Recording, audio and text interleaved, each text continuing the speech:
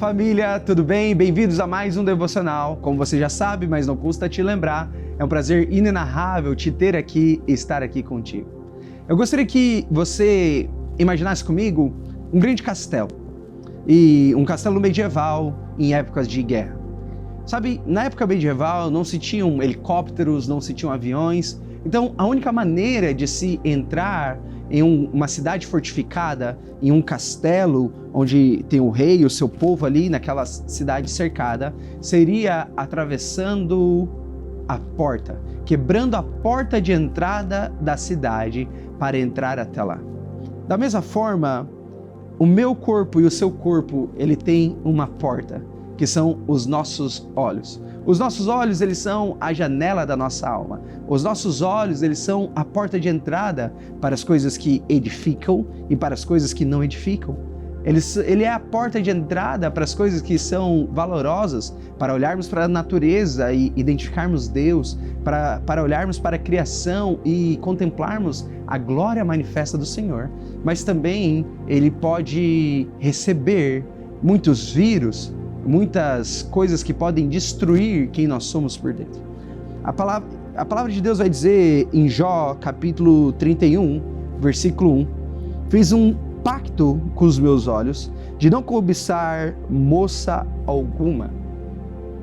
Aqui é um texto breve, mas eu quero meditar com você no devocional de hoje, sobre um pacto com os nossos olhos. Algo que nós precisamos levar muito a sério em nossas vidas, no nosso dia a dia. Isso aqui não é uma mensagem voltada para homens apenas, não é uma mensagem voltada para algum tipo de sexo, mas é uma mensagem voltada para todos os filhos de Deus. Precisamos ter um pacto com os nossos olhos, precisamos fazer um pacto com eles de não cobiçar moça alguma, e não só moça alguma, não cobiçar nada que não seja aquilo que Deus quer para nós, de não flertar com nada que se levanta contra o conhecimento de Deus.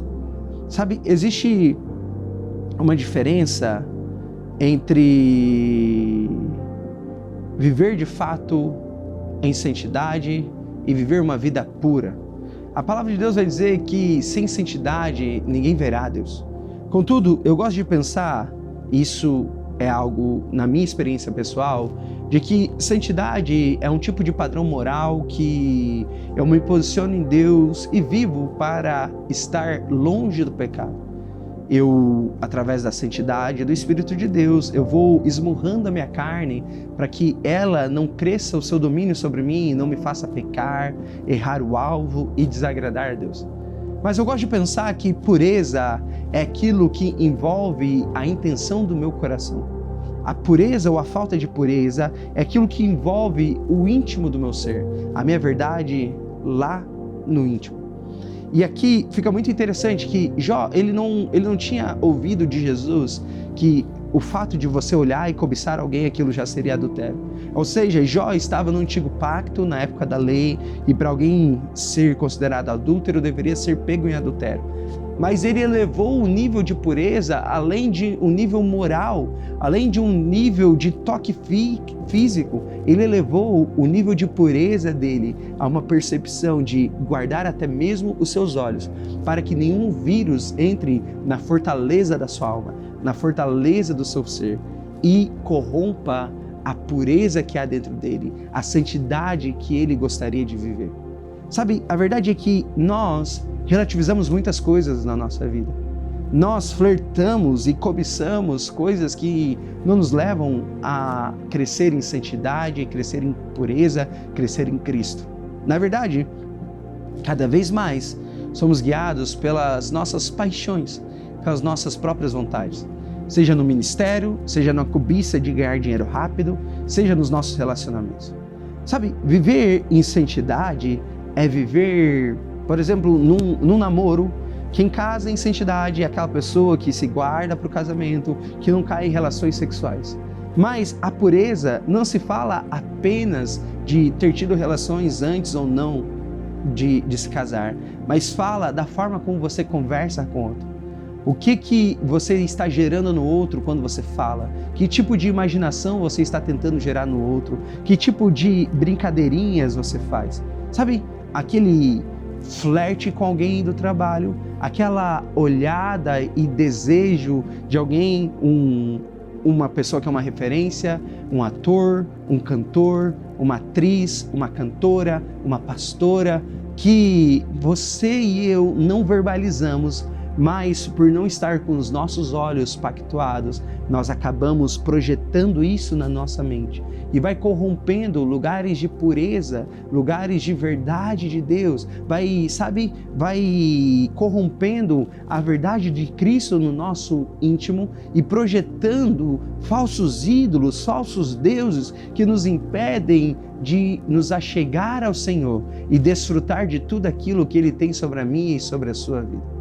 Uma das coisas que nós precisamos, de fato, compreender nos nossos dias é a urgência de crescer em santidade, mas também de crescer em pureza.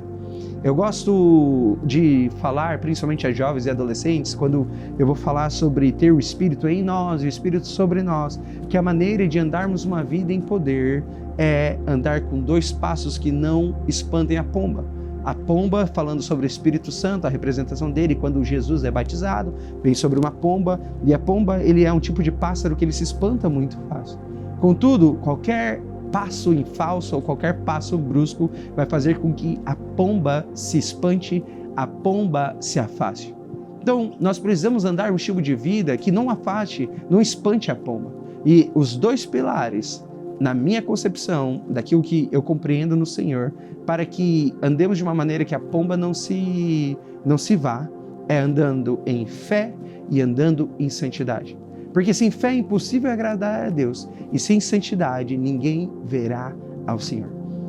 É muito importante crescer nessas 2 coisas. Crescer em fé é importante, mas principalmente crescer em santidade, nesses novos lugares que Deus está tentando nos inserir, nessa nova dinâmica de sociedade, onde as trevas estão aumentando, o amor de muitos está esfriando, e Deus está contando com um povo que não esfria o seu amor, e um povo que não esfria o seu amor é um povo que cresce em santidade, porque a palavra de Deus vai dizer: sede santos porque eu sou santo. E para crescermos em santidade de uma maneira genuína, precisamos sim ou sim crescer em pureza. A forma como nós olhamos o mundo, ela importa.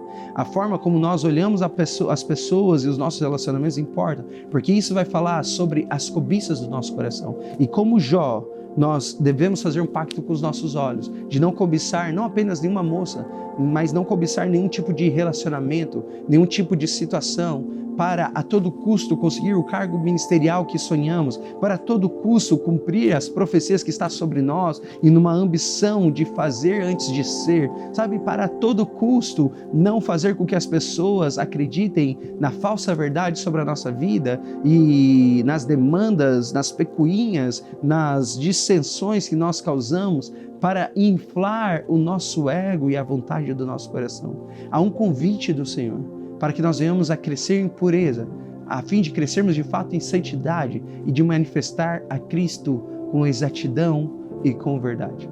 Aqui fica o meu convite para mim, mas também para você, que venhamos a pactuar os nossos olhos, a fim de não cobiçar nada que não seja Cristo e a vida de Cristo crescente em nós, porque essa vida nos traz a paz que excede todo entendimento.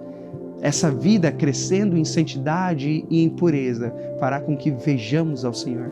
Essa vida crescendo em santidade e em pureza fará com que possamos de fato agradar ao coração do nosso Pai. E para que nascemos, se não para dar prazer ao nosso Senhor e nos relacionar com Ele? Seja bem-vindo a uma estação de crescimento de santidade e pureza, porque o amor de muitos está esfriando, mas muitos não são todos. Você e eu não somos todos, nós fazemos parte de um tipo de gente que não esfria o seu amor, mas antes cresce em pureza e santidade por conta de um pacto que fizemos com os nossos olhos, de não cobiçar nada, a não ser fazer a vontade do Pai e tudo aquilo que nós estamos vendo o Pai fazer. Deus te abençoe.